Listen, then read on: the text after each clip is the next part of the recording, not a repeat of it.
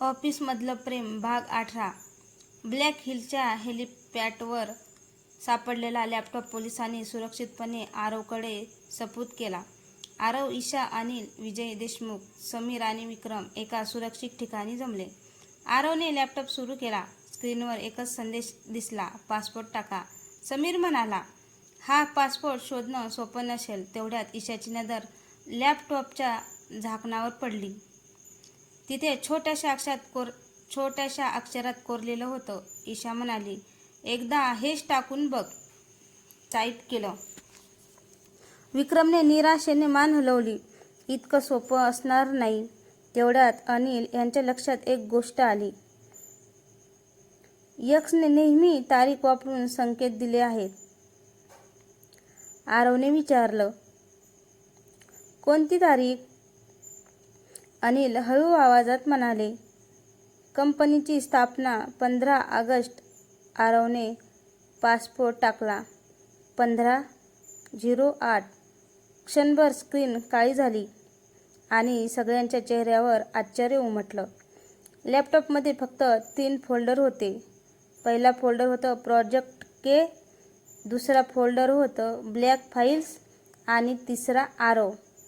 आरव काही क्षण स्तब्ध राहिला. माझ्या नावाचं फोल्डर? त्याने तो उघडला. आत त्याच्या लहानपणापासूनचे फोटो, शाळेची प्रमाणपत्र, जुने व्हिडिओ आणि प्रत्येक वर्षाची माहिती जतन केलेली होती. ईशा हळू आवाजात म्हणाली, म्हणजे यक्स तुझ्यावर अनेक वर्षापासून नजर ठेवून होता. तेवढ्या स्क्रीनवर एक व्हिडिओ आपोआप सुरू झाला. यक्सचा आवाज ऐकू आला, आरव, तुला वाटतं की लढाई कंपनीसाठी आहे, पण सत्य याहून खूप मोठं आहे. तू फक्त देशमुख कुटुंबाचा वारस नाहीस. तुझ्या जन्माशी एक असं रहस्य जोडलेलं आहे जे समजल्यानंतर तुझं संपूर्ण आयुष्य बदलून जाईल. व्हिडिओ अचानक बंद झाला. हॉलमध्ये पूर्ण शांतता पसरली. आरवच्या डोळ्यात हजारो प्रश्न होते. अनिल यांच्या चेहऱ्यावर चिंता स्पष्ट दिसत होती. आरवने त्यांच्या डोळ्यात पाहिलं. बाबा, यक्स जे बोलला ते खरं आहे का? अनिल यांनी उत्तर देण्यासाठी तोंड उघडले, पण त्यांच्या डोळ्यातून नकळत अश्रू वाहू लागले. अनिल यांच्या डोळ्यातून अश्रू वाहताना पाहून आरव अस्वस्थ झाला. बाबा, कृपया काहीतरी बोला. यक्स जे म्हणाला ते खरं आहे का? खोलीत काही क्षण शांतता पसरली. अनिल यांनी खोल श्वास घेतला. आरव, काही सत्य अशी असतात जी योग्य वेळ येईपर्यंत लपवावी लागतात. आरवचा आवाज थरथरला. म्हणजे खरंच काहीतरी माझ्यापासून लपवलं गेलं आहे? अनिल यांनी मान खाली घातली. हो, पण याचा अर्थ असा नाही की तू आमचा मुलगा नाहीस. हे ऐकताच ईशाने सुटकेचा निश्वास टाकला. अनिल पुढे म्हणाले, तू माझाच मुलगा आहेस, पण तुझ्या जन्माच्या दिवशी हॉस्पिटलमध्ये एक अशी घटना घडली होती जिने अनेक लोकांचं आयुष्य बदललं. तेवढ्यात लॅपटॉपवर आणखी एक सूचना आली. आरवने ती फाईल उघडली. आत हॉस्पिटलचा 25 वर्षापूर्वीचा एक स्कॅन केलेला रेकॉर्ड होता, पण त्यातील महत्त्वाची नाव काळ्या शाईने झाकलेली होती. फक्त एक ओळ स्पष्ट दिसत होती. एका नवजात बाळाला वाचवण्यासाठी दुसऱ्या कुटुंबाने स्वतःचा जीव धोक्यात घातला. ईशा आश्चर्याने म्हणाली, म्हणजे त्या रात्री फक्त जन्म झाला नव्हता, काहीतरी मोठी दुर्घटनाही घडली होती. अनिल शांतपणे म्हणाले, हो, आणि त्या रात्रीचा साक्षीदार आजही जिवंत आहे. आरवने उत्सुकतेने विचारलं, कोण? अनिल उत्तर देणार इतक्यात समीरचा फोन वाजला. त्याने कॉल उचलला. काही क्षणात त्याचा चेहरा फिकट पडला. आरव, पोलिसांना एका वृद्ध व्यक्तीचा शोध लागला आहे. तो म्हणतो, माझ्याकडे आरवच्या जन्माचं संपूर्ण सत्य आहे. आरव आणि ईशा एकमेकांकडे पाहू लागले.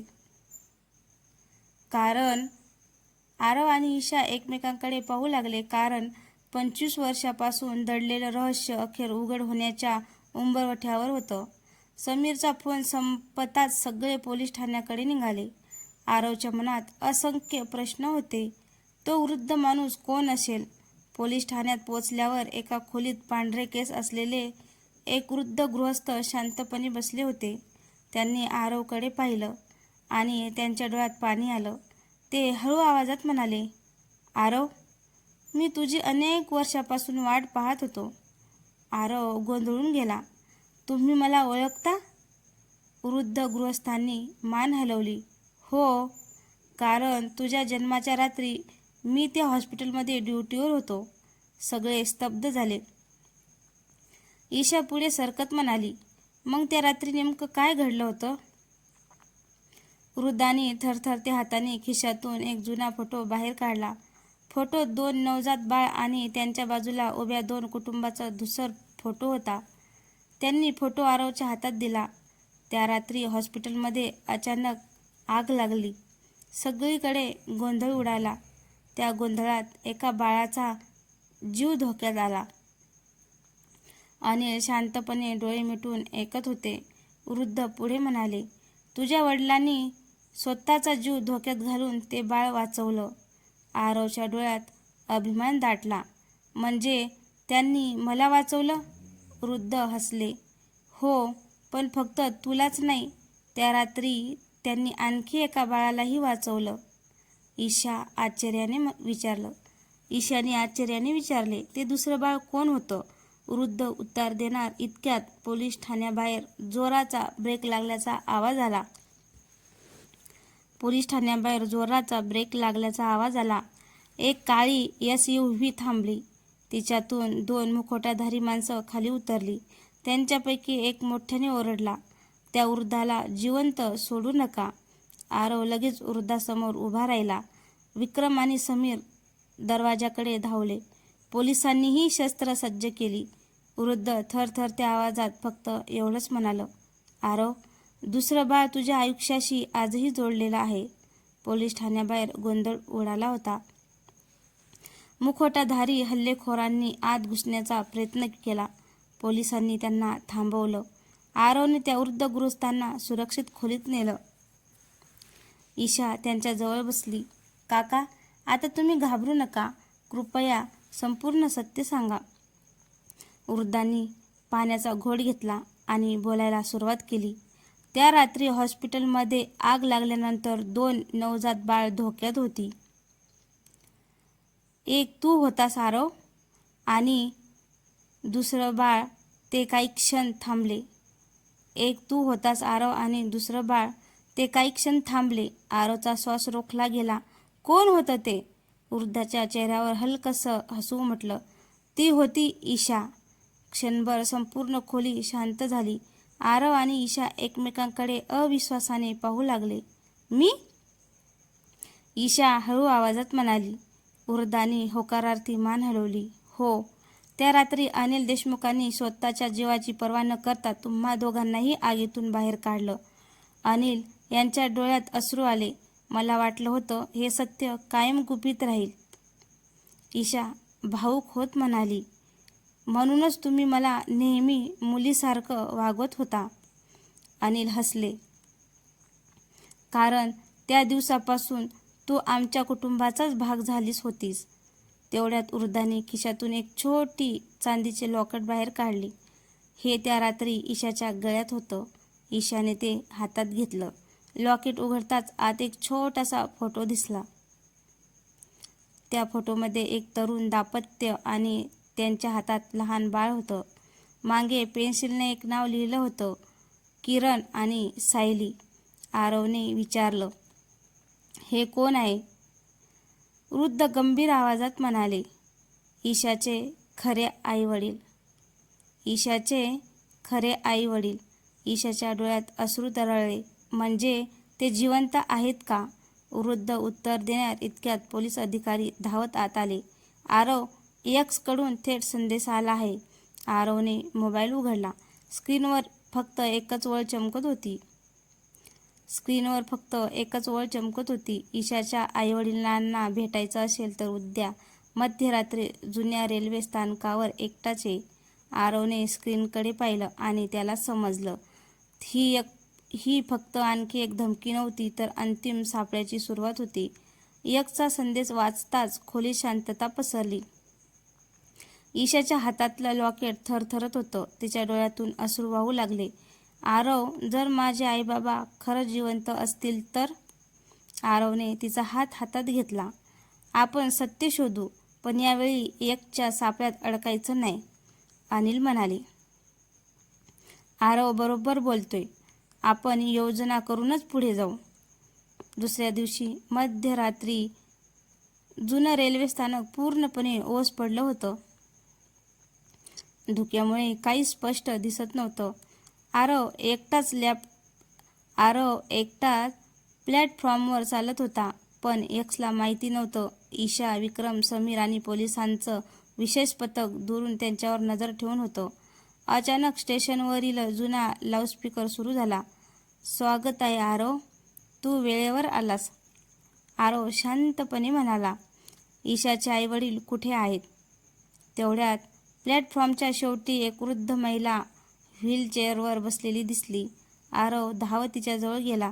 महिलेने थरथरत्या हाताने ईशाचं लॉकेट पाहिलं. त्यांच्या डोळ्यात अश्रू दाटले. त्या हळू आवाजात म्हणाल्या, हे लॉकेट माझ्या मुलीचं आहे. तेवढ्यात अंधारातून एक पुरुष पुढे आला. त्याचा चेहरा अजूनही सावलीत होता. तो म्हणाला, आरव, तुला वचन दिलं होतं ना, ईशाच्या भूतकाळाचं सत्य तुझ्यासमोर आहे. आरव, तुला वचन दिलं होतं ना, ईशाच्या भूतकाळाचं सत्य तुझ्यासमोर आहे. आरवने रागाने विचारलं. तू यक्ष आहेस का? तो हलकसा हसला. नाही, मी फक्त त्याचा संदेशवाहक आहे. अचानक स्टेशनवर उभी असलेली जुनी मालगाडी हळूहळू पुढे सरकू लागली. तिच्या एका डब्यात दार उघडलं. आत एक मोठी लोखंडी तिजोरी ठेवलेली होती. तिजोरीवर लिहिलं होतं, यक्ष फायनल एव्हिडन्स. आरवने तिजोरीकडे पाहिलं. सगळ्यांच्या नजरा त्याच्यावर खिळल्या होत्या. तेवढ्यात पुन्हा एकचा आवाज घुमला. आरव, तिजोरी उघडण्याआधी एकदा मागे वळून बघ. आरवने हळूहळू मागे वळून पाहिलं आणि त्याच्या पायाखालची जमीनच सरकली. कारण पोलिसांच्या गटातच यक्षचा एक गुप्त साथीदार उभा होता. आरवने मागे वळून पाहिलं. पोलिसांच्या गणवेशात उभा असलेला एक अधिकारी शांतपणे टाळ्या वाजवत होता.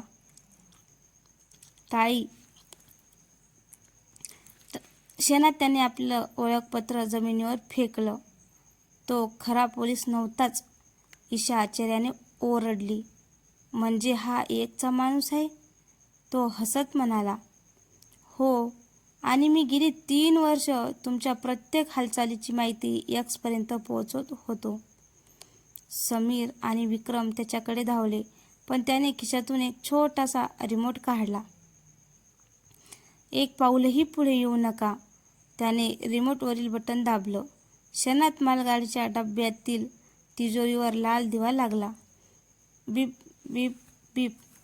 आरव ओरडला, सगळे मागे व्हा. तेवढ्यात एकचा आवाज पुन्हा घुमला.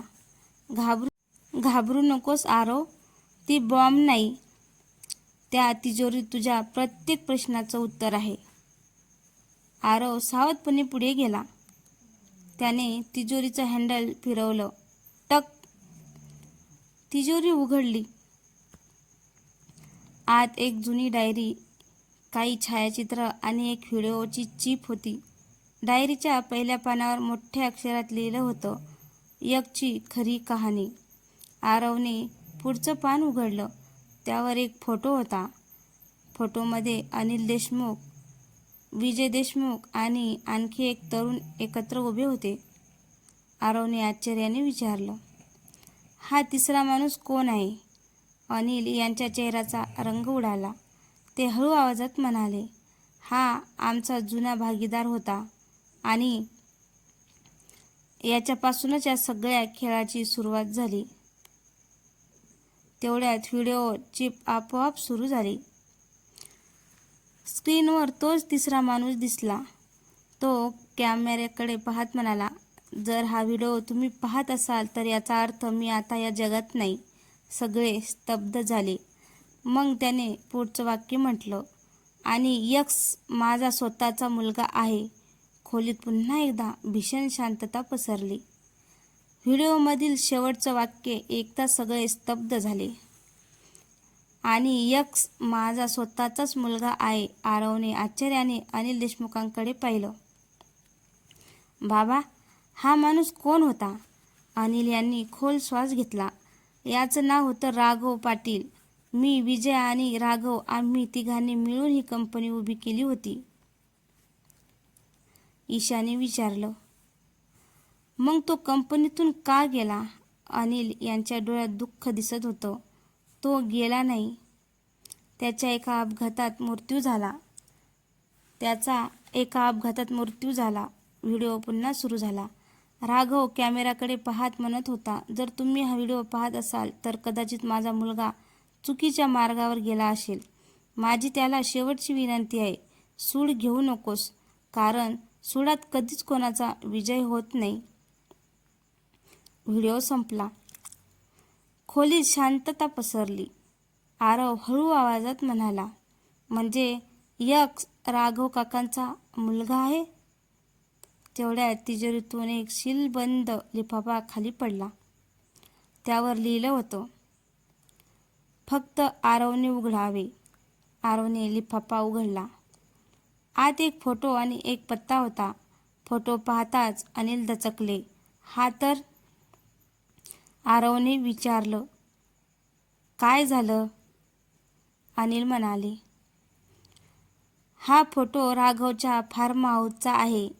पत्त्याखाली लिहिलं होतं, इथेच एक तुझी वाट पाहत आहे. ईशा निर्धाराने म्हणाली, यावेळी आपण त्याला पळून जाऊ देणार नाही. तेवढ्यात आरवचा फोन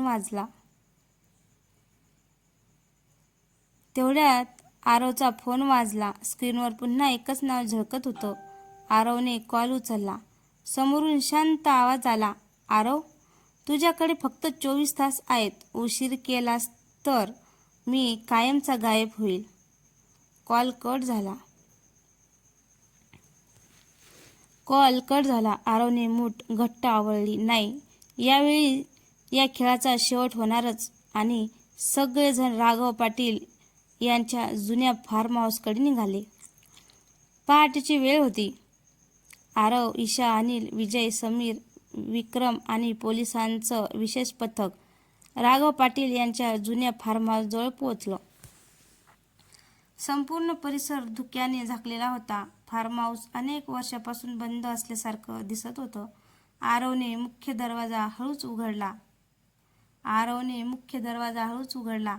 आता सर्वत्र शांतता होती. भिंतीवर जुनी चित्र आणि धुळीने माखलेले फर्निचर होतं. हॉलच्या मध्यभागी एक टेबल ठेवलेला होता. टेबलावर एक बुद्धिबळाचा पट मांडलेला होता. त्याच्या शेजारी एक चिठ्ठी होती. आरवने ती उचलली. त्यावर लिहिलं होतं, आरव, ही शेवटची चाल आहे. जर तू जिंकलास तर सत्य तुझं असेल, हरला तर सर्व काही संपेल. यक्स. ईशा म्हणाली, तो प्रत्येक गोष्ट खेळासारखी का पाहतो?